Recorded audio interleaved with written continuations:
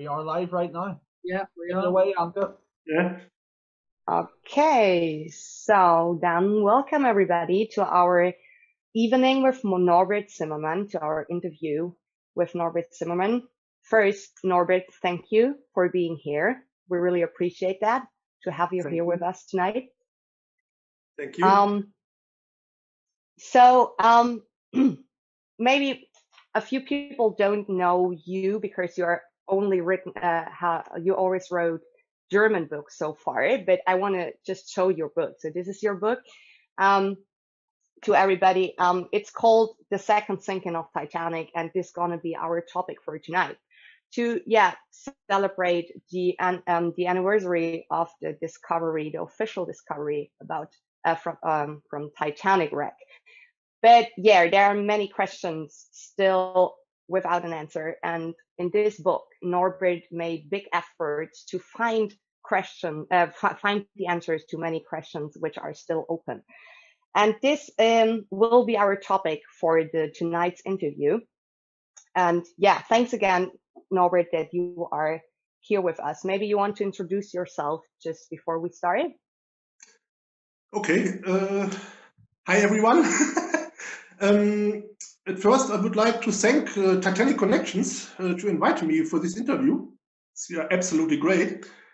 I am, Anke says, I'm Norbert Zimmermann. In 2 days, I will be 50 years old. It's the famous date is now 35 years ago, September 1st, 1985. When the wreck was officially discovered by Robert Ballard, or not, we will see. And I hope we have a good discussion, and I hope I can answer your questions. Yes, we are pretty sure you will. And maybe on this point, we can just say to all the people watching us right now live out there, so you are welcome to ask questions in the live video, and we will just pass them to Norbert, and Norbert will try his best to answer them. So just feel free to ask your questions in the live video. So I would say let's get started, and I hand over to Amber because she has the first question for you, Norbert. Hi, Norbert and Willkommen. Hello, Amber. Okay, my question is, what brought you to Titanic? When did she capture your heart? It's a good question. I think my Titanic passion began when I was 7 or 8 years old. And then I saw the movie with Barbara Stanwyck and Robert Wagner for the first time. And I can remember that I was totally shocked about the fact that over 1,500 people died in the sinking. And for me, as a 7 or 8-year-old boy, it's a number you can't imagine. It's unbelievable. And I think some years later, it was on my 15th birthday, September 1st, 1985, the wreck was officially discovered, and I was fascinated about this. And then I began to research about the history of the Titanic. And over the time, I've read over 100 books and nearly the same number of documentaries about the ship. And I've built my own Titanic archive with newspapers and articles and so on. Over the years, I've met some very lovely people, Titanic descendants or Titanic historians, and become friends. And it's absolutely amazing. And I've, in this time, I visited some Titanic-related places, Southampton or Belfast. And you all know Belfast is absolutely amazing. Here you can feel and smell the history of the Titanic, and I love this place, absolutely. And I have some friends in Belfast, and best wishes to Jim Larkin. He's lying in a hospital today, and I hope you have a speedy recovery. Get well soon, Jim. And I can say the Titanic is definitely a huge part of my life now. Thank you. Or Dankeschön. Oh, bitteschön. We will all learn in German here. I think so. Wonderful. So Jake has the second question to you, and I think this is now coming to our topic of this interview. Hello, Norbert. Hello. So the question is, what brought you to the idea or to write your book, The Second Sinking of Titanic? Yes, I think it was after I finished my second book. It must be in 2012.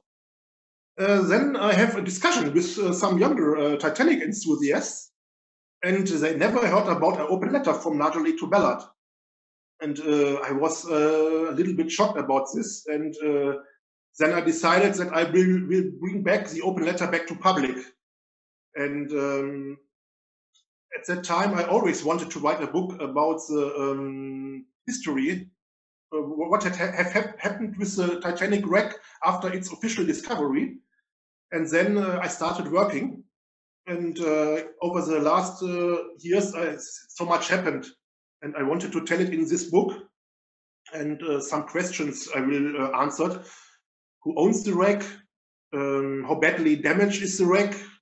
What had happened behind the scenes, and so much more. And it's such an interesting story, and it must be told, I think. And I'm a little bit surprised that I am the only one that told this story, or one of the few that told this story. And then I was a little bit surprised about the fact.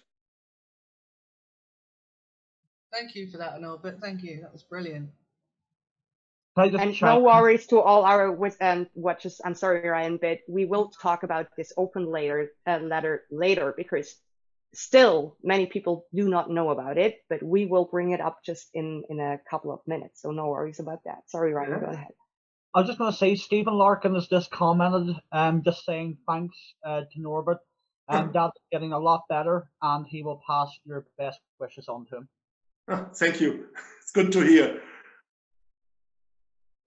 Thanks. Okay, and I think we have the third question from Matthew. Go ahead, Matthew. Again, more of a reason why I want to read this book. I can't wait till it comes out. But what was the reaction? What were people's reaction to your book? Oh, yes. I talked with Anka about this. And I can tell you a very strange story about it. And it was after I published my book, I have the opportunity to make a little bit advertising in an online newspaper. And I've wrote an article about my book with some passages of my book in it. And after a short while, it was 3 or 4 hours later, I've received an email from the newspaper that they deleted my article from their website because they received an anonymous phone call from a person who called me a liar and that I ignored some copyrights. You think I was very angry about this, and I've had a long phone call with the chief of the newspaper. And after this phone call, they put the article back to their website. But this shows me, I think I've pissed off some people and they wanted to shut me up. Wow. That's very Thanks great. for sharing that. Jeez. That's the truth. But you finally published it, right? Yes. Yes. It was yeah. a week later. Okay. Yeah, there was somebody who really did not want you to publish it, so it sounds like. Yes. But yeah, it's a controversial topic you chose for your book. That is why I like it so much, because not many people are brave enough to talk about that. So Ryan, do you want to ask the next question to Norbert? I shall. What is your personal opinion about the discovery of Titanic? Who do you think really found the wreck? Oh, yes. We all know since 1985, we must hear the great story of Robert Ballard and how he discovered the Titanic. But the truth is, he was lying in his asleep in his cabin and must be woken up. Jean-Louis Michel was sitting on the monitor. And so Michel would be the discoverer, not Robert Ballard. I think you all know the scene when the crew shouts, "A boiler! A boiler!"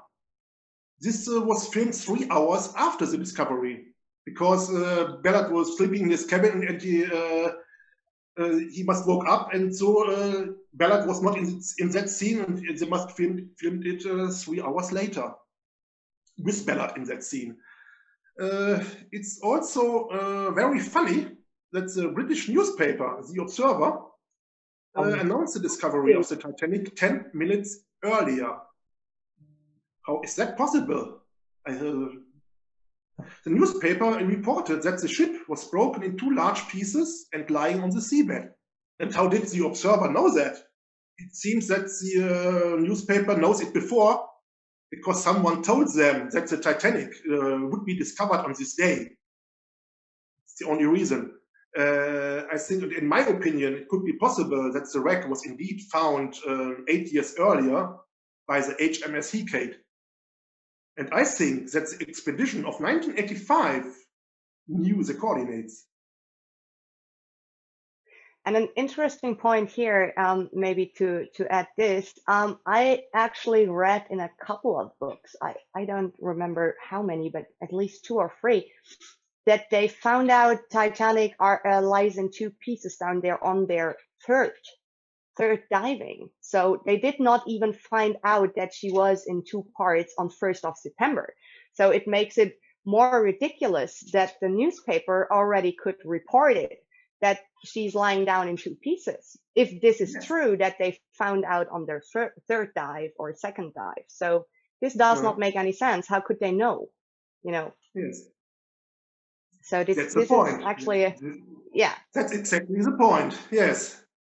This is exactly the point. And yeah, talking about who found the wreck is always, you know, a name mentioned, Jack Grimm. And this leads us to our next question Dan is asking you.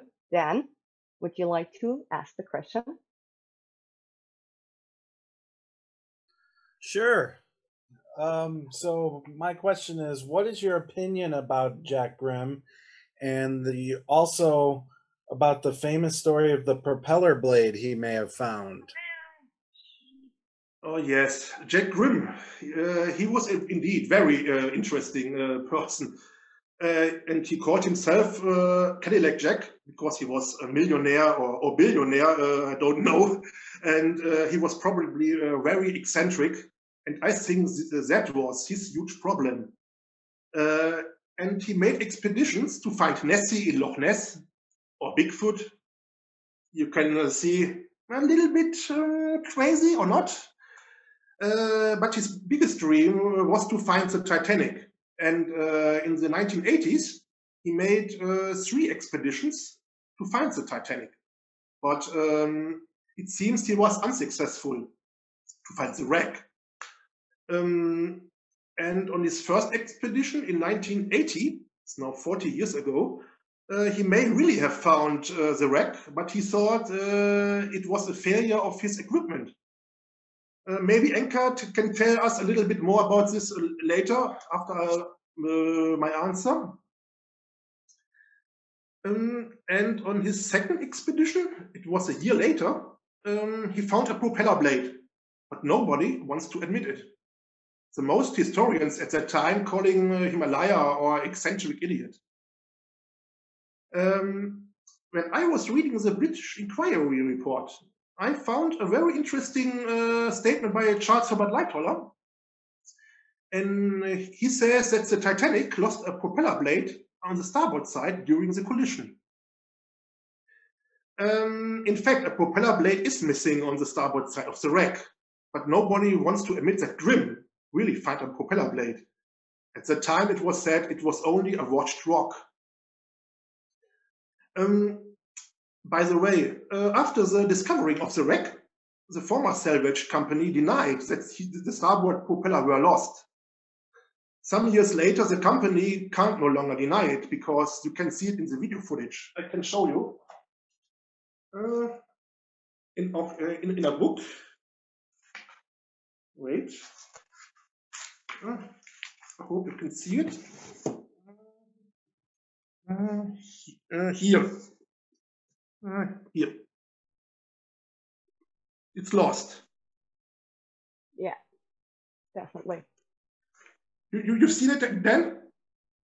Yes, Here. and there is another picture from another angle, and there you can see it very clear that there where should be a blade isn't one. Yes, definitely. And now, in the meantime, some experts saying that Grimm indeed found a propeller blade, but the blade was too small to come from the Titanic. I've seen the original video footage from 1981, and it does not look like a washed rock to me. It looks like a propeller blade, indeed. But it's now 40 years ago, and Grimm died in 1998, and it's now history.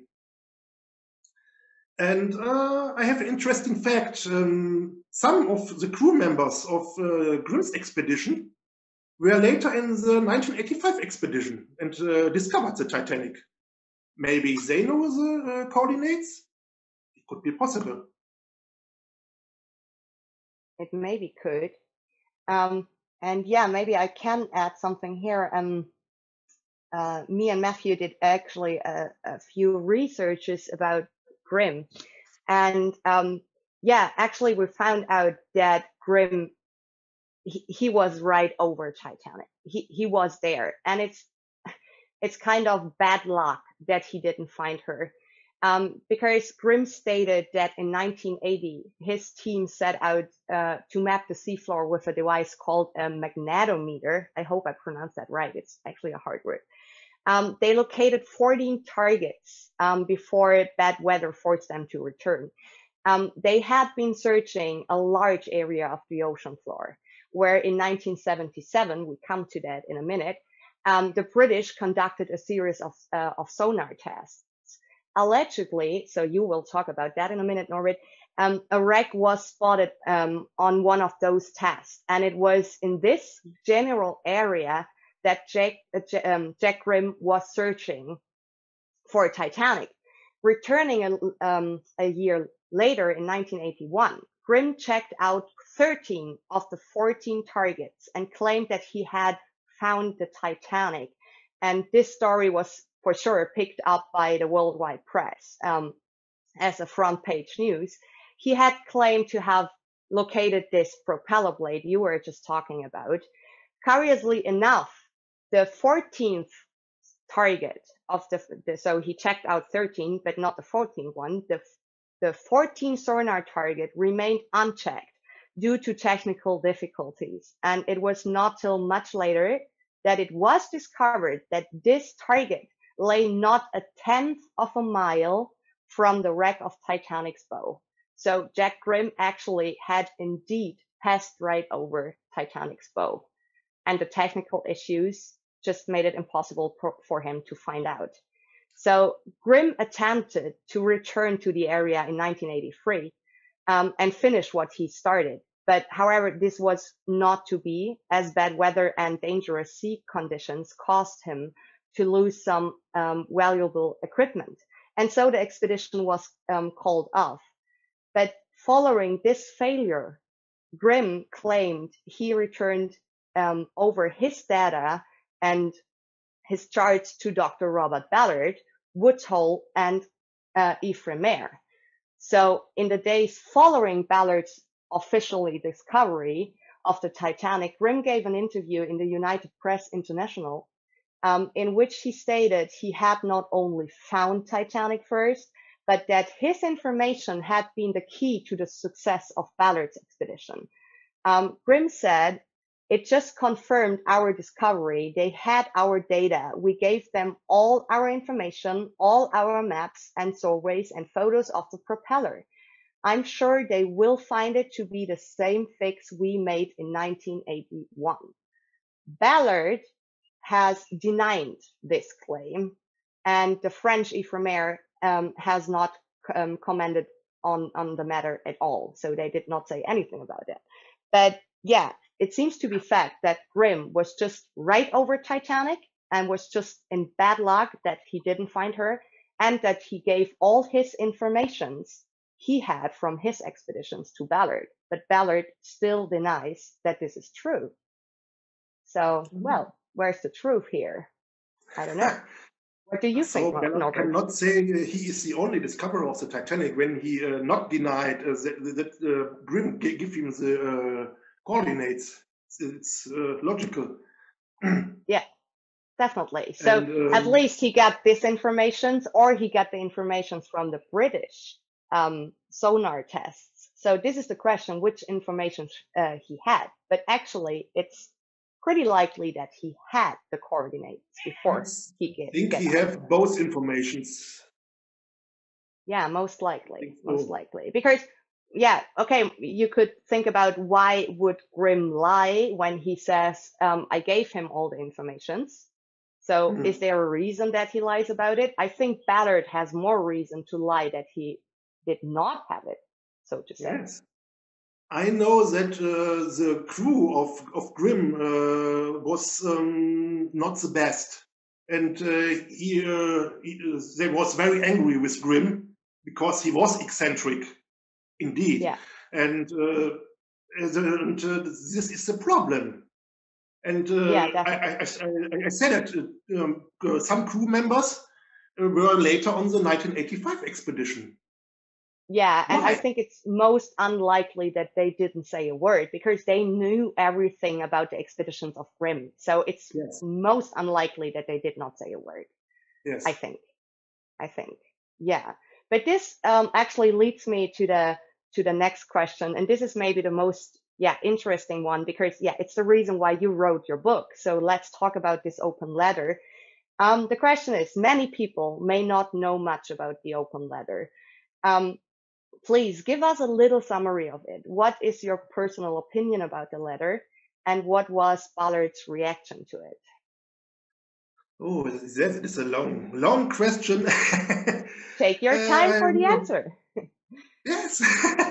This open letter that Narjole published in the Titanic Historical Society's journal.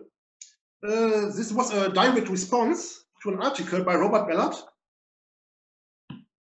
in the National Geographic of December 2004, in which Ballard reports his expedition in the same year. And here he blamed the previous expedition teams to the Titanic for damaging the wreck, and that he was totally shocked by the condition of the wreck. And right at the beginning of the letter, Narjole writes that Ballard is only a geologist, not a wreck expert. And he criticized that Ballard has created his own legend about the wreck discovery in the media and ignored some important facts. And at the beginning of the open letter, Narjole dropped the bomb. In 1977, the HMS Hecate, this was an hydrographic ship of the Royal Navy, found a large shipwreck in two parts in the search area of the Titanic, and that and Ballard knew about it. And so Narjole said practically that the Titanic had been discovered 8 years earlier. And then he wrote, now it's very strange, that on July 10th, this was at the beginning of the expedition, when the French delegation was in charge. The transponders reported a very strong echo, and the officer on duty reported the position in the control room and also wrote this information in the logbook. The officer later said that Ballard simply ignored this. And a few days later, when the second sonar trace was taken, and showed a very large magnetic anomaly in the same area as the echo on July 10th. And the two engineers who operated the magnometer were convinced they had found something big, very big. But Ballard ignored this information again. He will not hear it. And Narjole reminded Ballard of what really happened on September 1st, 1985. Jean-Louis Michel was sitting in the control room when the wreckage was found. Maybe for the third time, Narjole said. And Ballard slept in his cabin and had to be woken up by the cook. But since 1985, Ballard proclaimed himself as the only discoverer of the Titanic. And Narjole criticized that Ballard, knowing many things about the wreck and what happened at the wreck, only from hearsay, and that he has no idea what really happened. And this is a very interesting point now. He reminded Ballard that there was a contract between Woodsole and Ifremer that if the wreck was discovered, the image rights should belong to Ifremer. And when the wreck was officially found, Ballard broke the contract. And only a few hours after the discovery, a helicopter flew to the Titanic site and took the images and used them for media and for Ballard's purposes. Do you remember the picture of the coffee cup that's standing on the steam boiler? It's in Ballard's book about the discovery of the Titanic. I can show you. Yeah, very famous one, actually. Oh, yes. I heard the story. Very interesting story. Here. It's a coffee cup. Still sitting upright on that boiler. Yes. This is a fake. Because Ballard personally put this coffee cup on the steam boiler to make a dramatic image. And the letter ends with Narjole writing that he could write much longer about how incompetent Ballard is, and that he is so tired of Ballard treating his audience like stupid idiots. My personal opinion about the letter, I think it's very important that it was written and published, because in the history books you can only hear Ballard's version of the story. Now, when you look at it from the point of view of the cheated French crew, it's something completely different. And it shows that the history books will have to be rewritten if the Royal Navy really found the wreck in 1977, or the French crew on July 10th, but not Robert Ballard. Definitely not. Ballard's reaction to the letter, I know it was an 18-page counterstatement, also in the Titanic Historical Society's journal. I think it was 3 months later, I don't know exactly. And he said that he, as a scientist, had explored more wrecks than Narjole, and he, as a marine biologist, had also more knowledge from anything than Narjole. He has a very huge ego. But he did not respond to Narjole's accusations. Nothing. Absolutely nothing. But he only insisted that he was still the discoverer of the Titanic. Because the expedition had been under his leadership. And we all know that this is not true, because Jean-Louis Michel was an equal partner in this expedition. After that, it seems so that both of them made an agreement not to talk about the open letter anymore. It's quite... and it works, because the younger generation of Titanic enthusiasts never heard about an open letter. They both were very successful with the silence. Yeah, definitely. Because honestly spoken, I never heard about this letter before I read your book. I was actually Really? very surprised. Yeah, I bought this book Oh, because of the nice cover, because Titanic wreck is on it. And I said, okay, a book with such a nice cover, I need to read. And actually, I was, okay, open letter. I need to Google that. I never heard that before. And this is why I love your book so much, because it should be out there, because, you know, it's nearly proven that this 1977 expedition happened with the British Navy, that they found this wreck lying in two pieces on the seafloor, and that Ballard most likely knew it. And that is why it should be out there. This letter should not be forgotten. That is why I love your book so much, that you still mention it and put it out there. So I really like that. Okay, thank you for this good answer. I think people got a good overview over this letter now. And we have another question, I think, from Jake. Hello. Hello. Hello, Nelbert. Yeah, my question is, it's a two-part question. Where did you find your information that the Royal Navy had found the Titanic? And was there any announcement that they had discovered the wreck? Even before the open letter from Nardolet, there were some rumors that a Royal Navy ship maybe found the wreck, but it was nothing specific, no names either. And only Nardolet made that public in his open letter. And after that, after the open letter, there were some articles in the British press about it.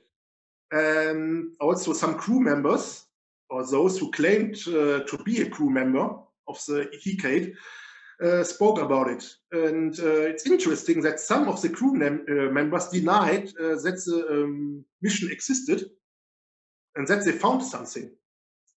And other crew members postponed the mission to another year.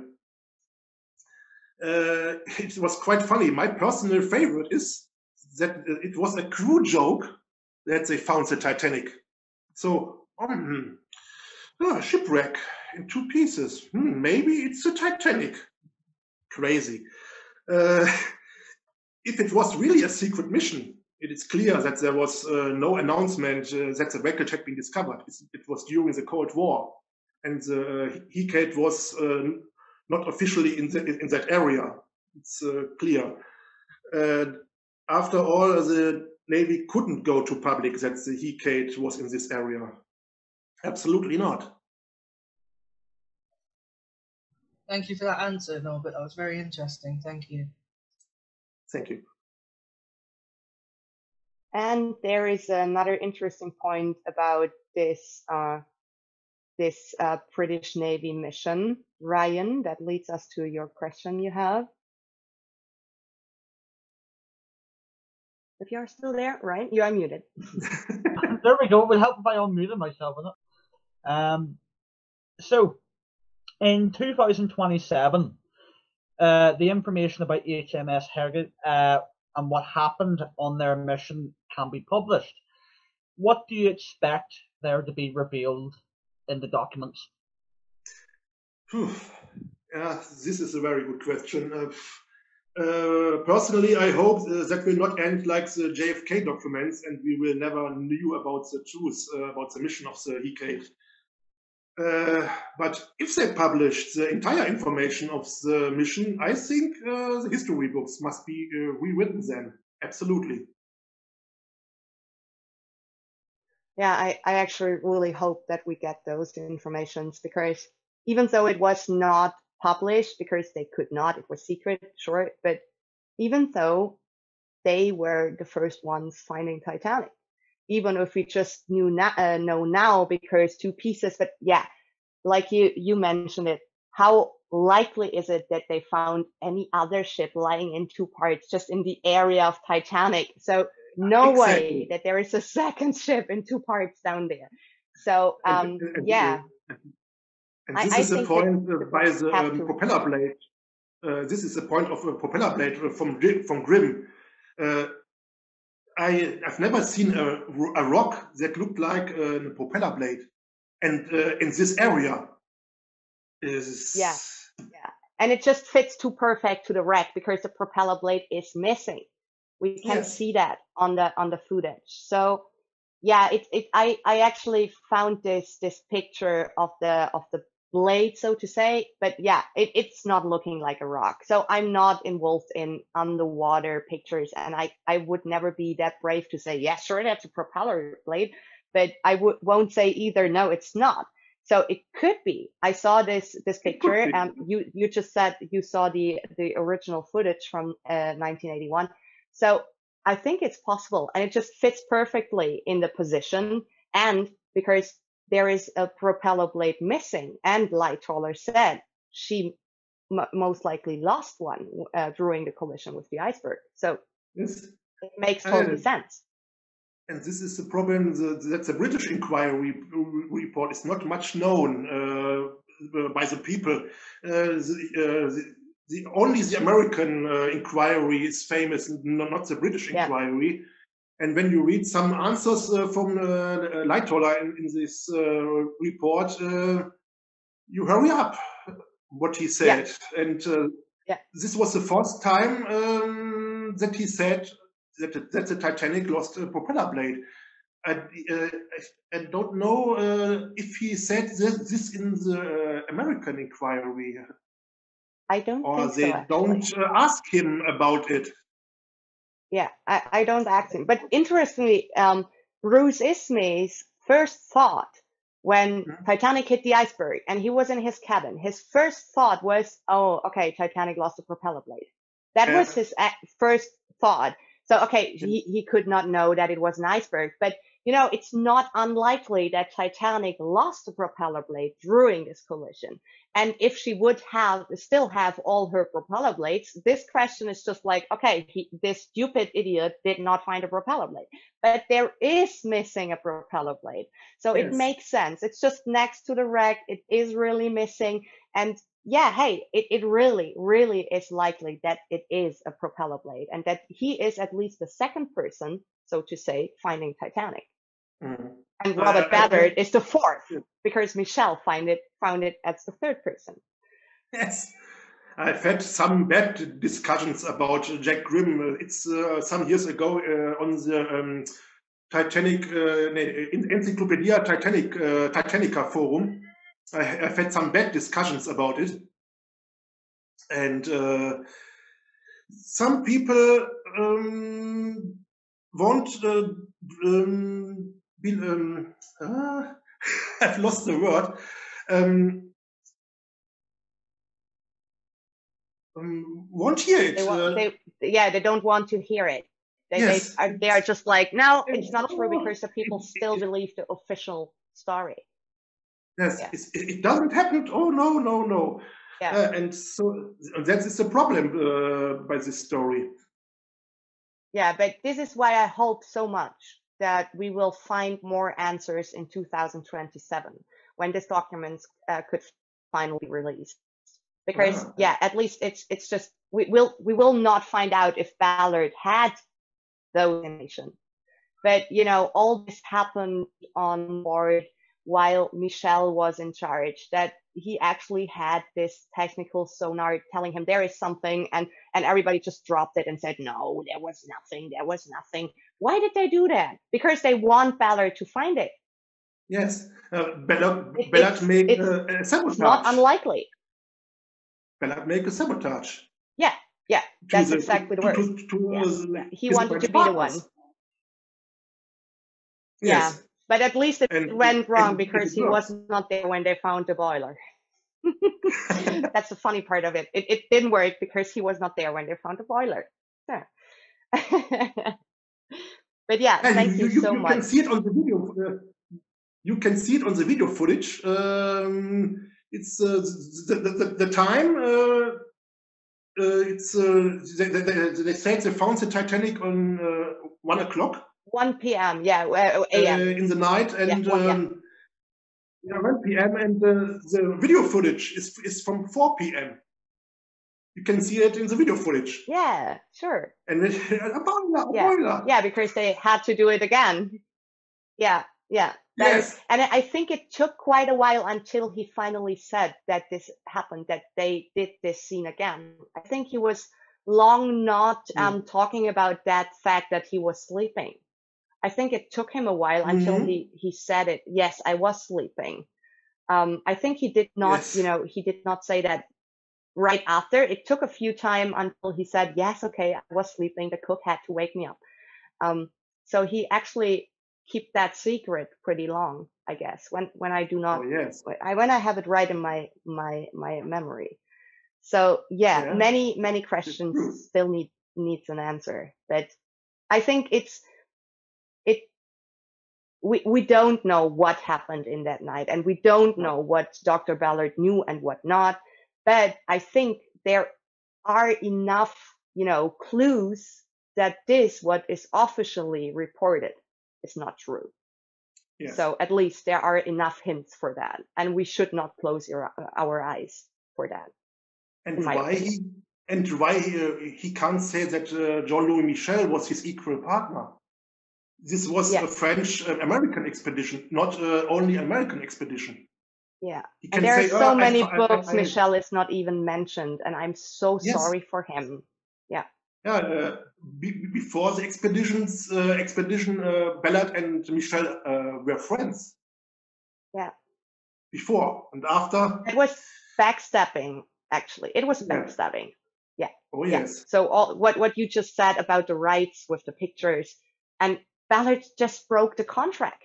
So this is kind of what the hell did he do? So he just wanted to have all the fame for himself. It looks like that. And I feel so sorry for Michel that he is most often not even mentioned in a side note that he was there as well. And I think this really should be changed, because it was an expedition of Ballard and Michel together. Yes. And Michel should be mentioned. It was not Ballard, and it's not his fame alone. Definitely not. Yes. Absolutely. Yeah. And very interesting topic. And I think Dan wanted to say something.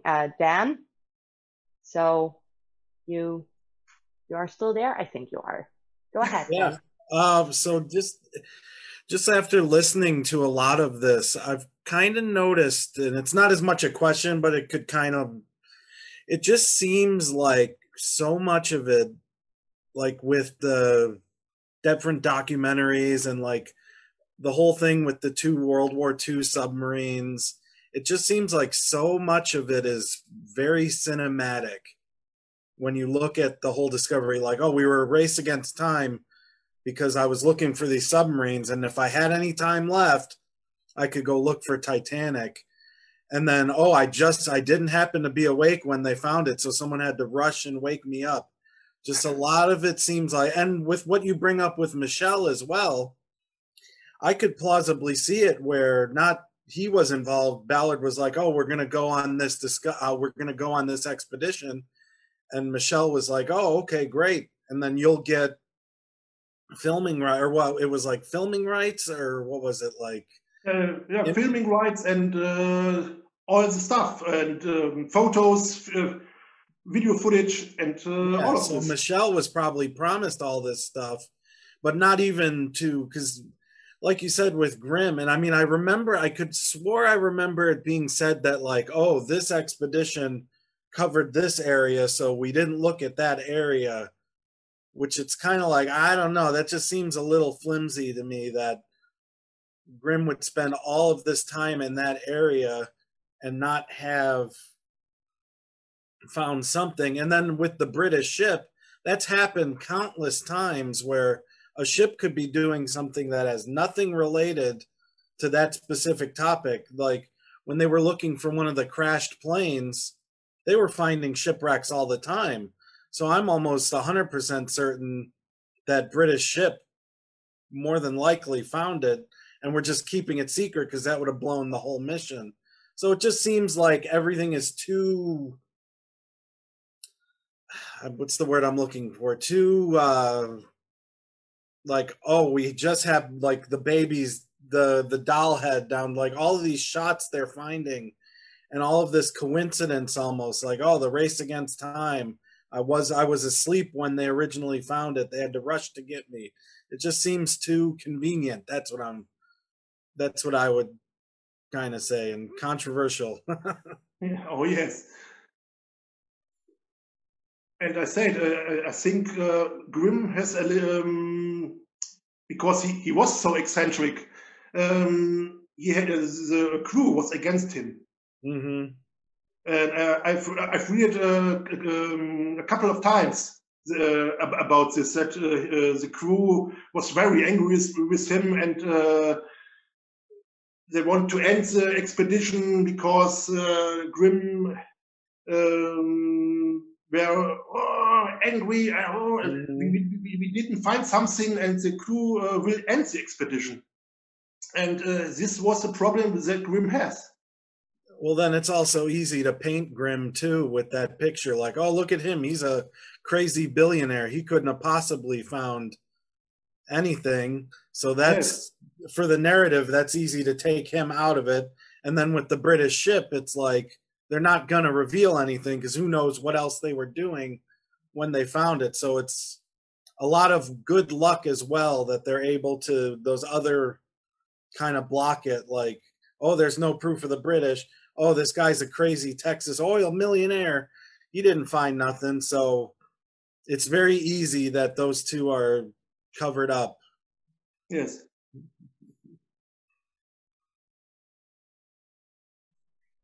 Thank you, Dan.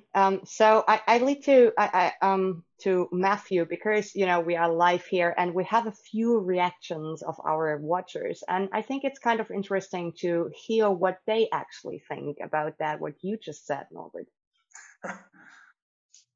Oh, hello again. I'm kind of, if you see me looking away, it's because I'm monitoring the live chat as we're streaming. But I wanted to let you know, Mr. Zimmerman, that a lot of the people watching, there are a couple of questions, but most of them have already been answered. And for the benefit of everyone, I just want to let everyone know that our viewers who are watching live on Facebook, they seem to really be enjoying the information that you're telling us. And a couple of them are even of the same opinion that Titanic was found before Robert Ballard made his discovery. So I just wanted to let you know, people are greatly enjoying the information you're giving us. Thank you. Thank you. Thank you very much. It's good to hear. Yeah, it actually is. So people are aware of that, what we are talking about. And I think it's always interesting to bring it up, especially this open letter. So I think the people are tired to hear the hero story of Robert Ballard. And I know that the most historians knew that Ballard not found the wreck. It's the most historians knew it. yes, definitely. Shut up. Yeah. Yeah, sure. He does not want people to know that, but I think there's no way to stop it. There's definitely no way. It's already out there. He could maybe stop this open letter, but he could not stop people to, think about it, what happened. This letter was out there. People know it. Not everybody, but it comes back to their minds. And I think it's very important. So that is why I am so happy to have you here tonight talking about all this to the anniversary of the discovery, because it should be remembered. Definitely, it should be. Okay, we have one last question, and Joanna just showed up. Hello, Joanna. Nice that you are here. And she will ask another question to you. So, Joanna, please go ahead. Hi, I've actually been here for a little bit. Hi, Joanna. Had some internet connectivity problems, so I apologize that I showed up late to the party. I'm actually connecting through my phone. I'm using it as a mobile hotspot. Technology is great. So, Mr. Zimmerman, it's lovely to finally meet you face to face. I know we've been friends on Facebook for a while and commented back and forth quite a bit, so it's nice to finally meet you kind of in person, long distance. Nice to meet you too. And it's nice to see so many of our group members watching. It's nice to see all of you guys out there. Again, sorry I'm late. We have no internet for some reason at home. But I wanted to say, being a child of the 80s, I grew up with Dr. Ballard as my hero.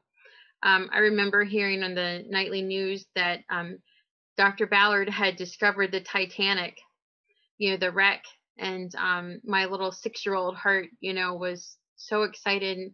And I was so sad that it was, in 2 pieces. And because you have to understand, when I first discovered Titanic myself, it was watching the movie Raise the Titanic.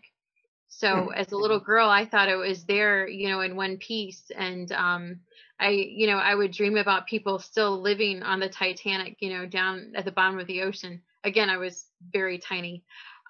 So when I heard that Dr. Ballard discovered the Titanic and it was broken in half, I was very sad. And but he was my hero. And to this day, I have pretty much every book Dr. Ballard wrote about the Titanic.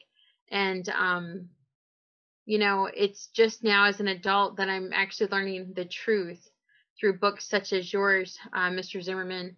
And I'm glad that the truth is out there, and that's something that we find very important here at Titanic Connections. We want to bring the truth to everyone. One of the things that I've actually heard in passing and talking to some of the people that we've talked to recently is that Dr. Ballard would actually keep the coordinates, like a list of coordinates, with him, not just for the Titanic expedition, but for other expeditions. And he would miraculously find these wrecks on the very last day of the expedition, like, oh, he found it, it was just a miracle. So my little childhood dreams are kind of, dashed here, but I appreciate you bringing all of this to light, and I think we're all looking forward to 2027 and seeing all these documents. And, we really appreciate you bringing this conversation to us. What other projects are you working on right now? Can we look forward to any new books? Anything else coming? Yes. I will translate my last book. It's I've wrote 4 Titanic books, but only in German language. And my last book called Titanic Chronology of a Tragedy in English. And I began to translate it in English, but it's nearly 500 sites with a crew list on it and so on. It's hard work, but I'm still working on it, and I hope I finish it next year, and I can publish it in English. Oh, that is because exciting. I have so much questions about it. Can you write it in English, please? Oh, Joanna, your picture is frozen. My internet is not working very well. I have so much questions about my book. Please translate it in English. And okay, I began to translate it. Well, I'm very excited about that. I will hopefully be your very #1 customer, because I would very much like to read one of your books. So thank you. I'm very happy to hear that. And I have one more question. I hope it's okay to ask another one. What would you like to see happen with Titanic's wreck from here on out? What would you like to see happen with the future of Titanic? Right now, it's in the hands of RMS Titanic Inc. They're a very different company than the salvage company of many years ago. The current company calls themselves a preservation company, a preservation society. What would you like to see happen with Titanic in the future? That is a very good question. personally, for me, it's a grave. But I will that the history of the Titanic will told to the future generations. And when the wreck was disappeared, you can't tell the story to future generations anymore. But I have some problems with the former salvage company. RMS Titanic Incorporated was refounded 3 or 4 times. So I said this was the former salvage company. They made some bad things, in my opinion, on the wreck. But I hope that the Titanic will be saved from the company. The company will save the wreck of the Titanic and will preserve the history of the ship. And I hope for the future that they do it. You will see. I think right now they are. They say they're, promoting education. One of the sad things is the school systems have taken a lot of historical events such as the Titanic out of the curriculums. So it's not taught in schools anymore. So the current RMS Titanic Inc., they are trying to get that back into school systems. So I think that's very commendable. Yes, that's very important to do this. And that's something that's very important to Titanic Connections as well. So, yes. So hopefully they'll continue with that. I think that's very commendable, because even my 6-year-old, she's very interested in it. So I'd like to see that passed on to future generations, and that's something that's very important, to our little community, our little Titanic Connections community. That's why we do these Zoom events, and that's why we try to teach everyone about it as much as we can. It's very important for the younger generation to know about the Titanic. Now we are no kids anymore. I get 50 in 2 days. Some historians are at the same age as me or older. We must preserve the history for the younger generation. Exactly. And it's so important to get the truth out there as well. Like I said, at 6 years old, I thought Robert Ballard discovered the Titanic. I'm learning something new every day, You're never too young to learn. I think that's very important too. So we thank you so much, Mr. Zimmerman, for trying to help us set the record straight. That's very important. Welcome.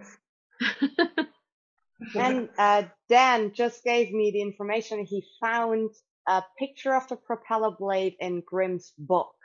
So let's go to Dan. Dan, if you want to show this to us. I have this book. On one of my Titanic book expeditions. Yes. It's called Beyond Reach, The Search for the Titanic by William Hoffman and Jack Grimm. Yes. And on the pictures page, it's an old black and white picture, but up the top here is the mosaic image of the propeller blade.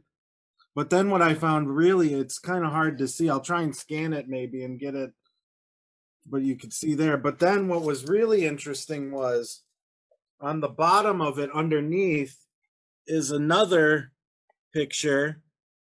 That is the propeller from the RMS Oceanic, the Titanic, one of the older ships from White Star Line.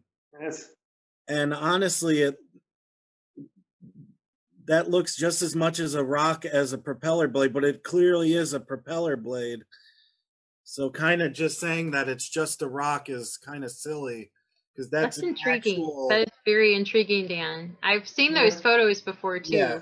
So that's the actual ocean propeller, and then that's what they said was the Titanic's propeller blade. And I mean, with the propeller blade again, even in the movie, the 97 movie, one of the scenes, the steward says, "Oh, it might be a propeller blade." I don't remember the exact line, but yeah, that was in this one, and this was published in 1982. Mm. So they were. I In just the remembered I had this, so I had to dig it up. in A Night to Remember is the scene when a steward calls. I think we've lost the propeller blade and must return to Belfast. Mm-hmm. It was in A Night to Remember. I can Yeah. remember. Yes. Yeah, it was in there. Yeah. Ryan, you wanted to bring something up, so please go ahead, Ryan. Hello. No, I just wanted to say, no, thank you so much for coming along and doing this evening. Going off our audience, people are absolutely loving this evening. They are absolutely loving you, Norbert.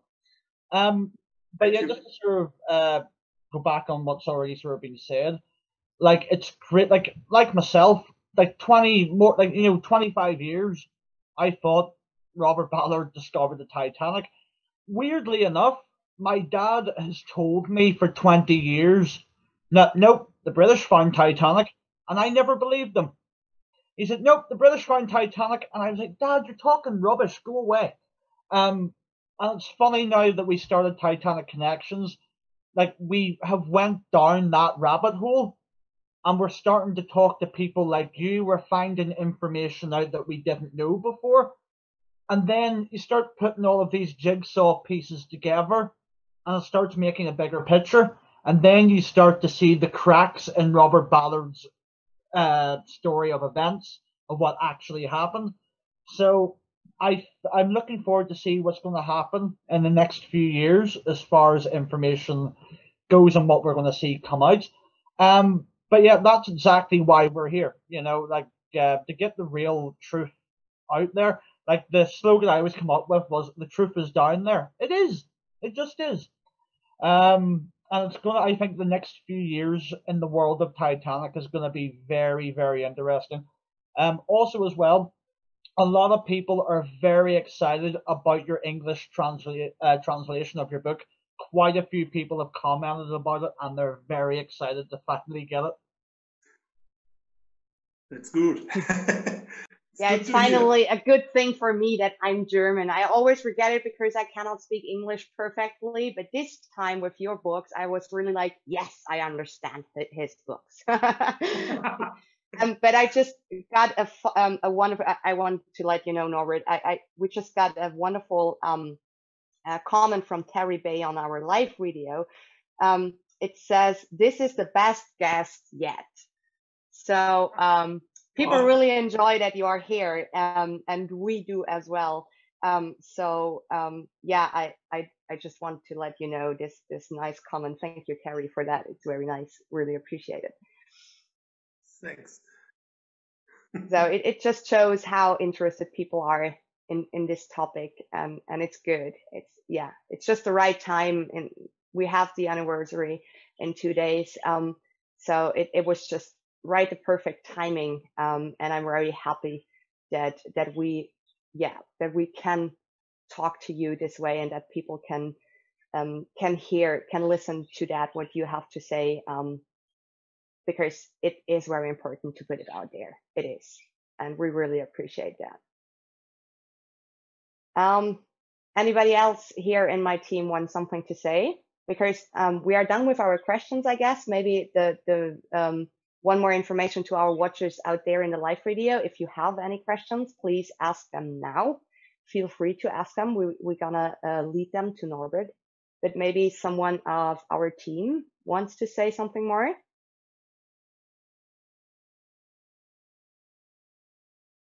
Not all at once, please. I'll just chime in. Nigel's just wrapping up, just saying that is a great interview. Well done, Norbert. So he's loving it as well. Yeah, that's awesome. So people really enjoy it. Thank you guys for this nice comments. We really love it that you have fun with it. That was our goal. Okay, but yeah, so I think there are no more questions here from the team. I actually did find something interesting. Oh, go ahead then. So I was just flipping through the Beyond Reach book, and we were talking about the cook having to wake up Ballard. This story is out of context, but it's like a test run for I believe it's like a test run for one of Grimm's equipment. It was said even Jack Grimm, out of bed earlier than usual, was on hand to observe. He was stepping gingerly, not a hint of false Texas bravado, but that was his fish coming out of the water. If it were lost, he could forget his dream of finding the Titanic. So that line just popped out at me, and it was very, which why I'd kind of look at that he was sleeping while they were looking for it comment kind of weird. If you're about to discover one of the most famous ships of all time, what were you doing? I know, I wouldn't have been sleeping. If we were looking for the Titanic, that's the last thing I would have been doing. And I mean, this looks like he was just testing equipment and he was up for it. So that's kind of weird.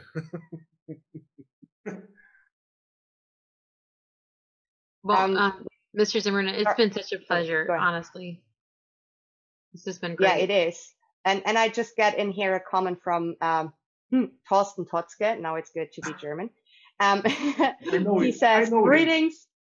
Yeah, I guess so. So he says, greetings to Norbert from Germany. So, hey, Thorsten. So we have German watchers here. I actually like that very much. Happy Very says, of course he was sleeping because he already knew where she was. That's funny. Yeah, but this is what it makes so weird. So he knew where she was, and then he lays down and was not there when the boiler was found. So he made a bad timing for himself. He messed himself up. Yeah, maybe he wasn't expecting the debris field to be so big. He thought, well, I had this much time to sleep, before the boat was actually pretty far away.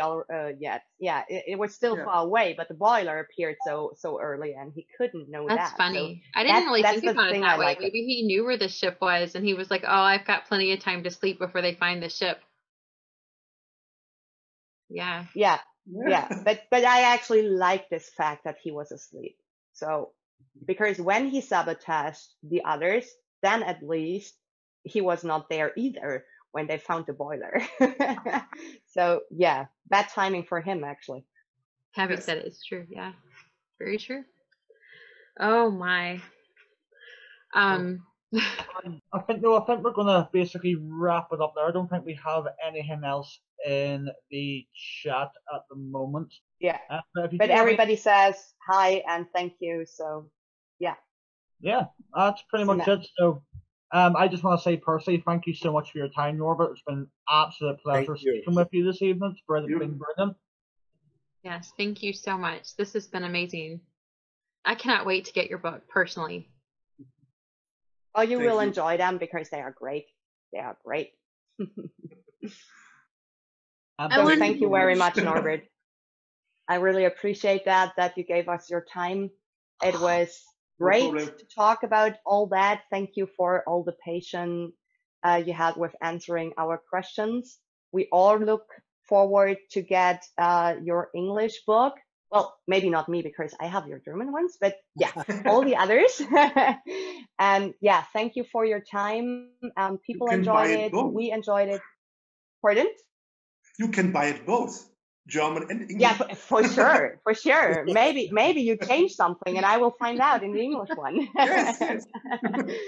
So before we wrap things up, what do we have coming up this week? We have live trivia tomorrow. Amber, is it morning or daytime or evening? Evening. Oh, thank God! Yay. So we have evening live trivia tomorrow. We still have lots of exciting things in the works for the future. Lots of things that we're working on.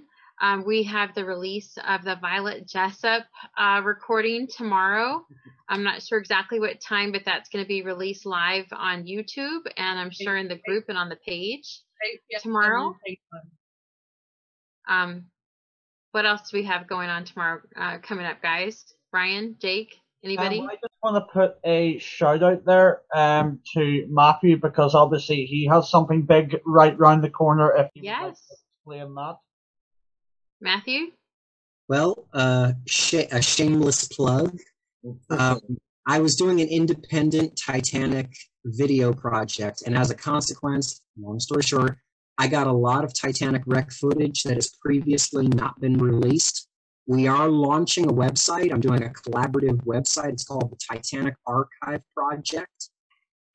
There's going to be over 30 hours of wreck footage, and 24 hours of this, it's not been released before. I mean, it has been released, but it's not been accessible. So I'm excited about that. That launches on September the 1st to coincide with the discovery of the Titanic.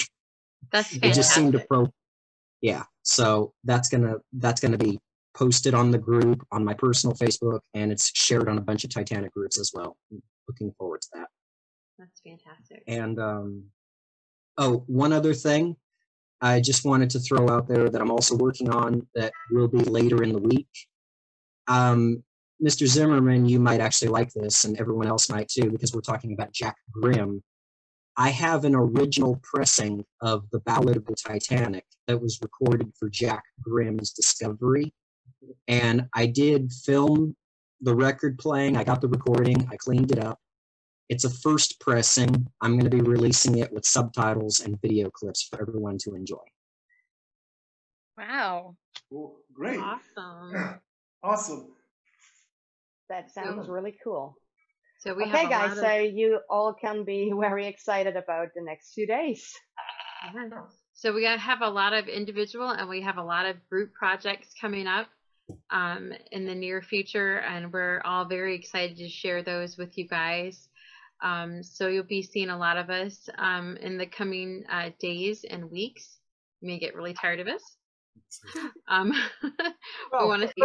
Maybe tired of just some of us, like we're not all going to be like annoying everybody. Well, yeah. I want to say one more large, wonderful thank you to Norbert Zimmerman for joining us today. Thank you so much. Please keep us updated on when your book comes out. Yes, I do. Thank you. Anybody else have anything? I want to say something. I wanted to say Dankeschön and Guten Abend and Gute Nacht. Oh, wonderful. Just what Amber said. Come on, Norbert, we will teach them German. We will get them to learn German. Just to clarify, tune in on our YouTube channel. The voice recording will be released at 8 p.m. UK time. So tune in then, and that's when it will be revealed. Like, what, 23 and a half hours to go or something?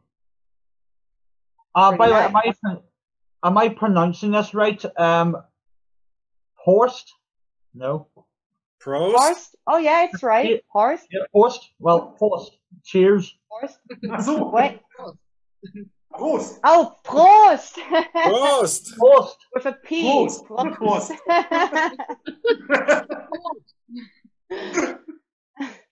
Okay, so, yeah.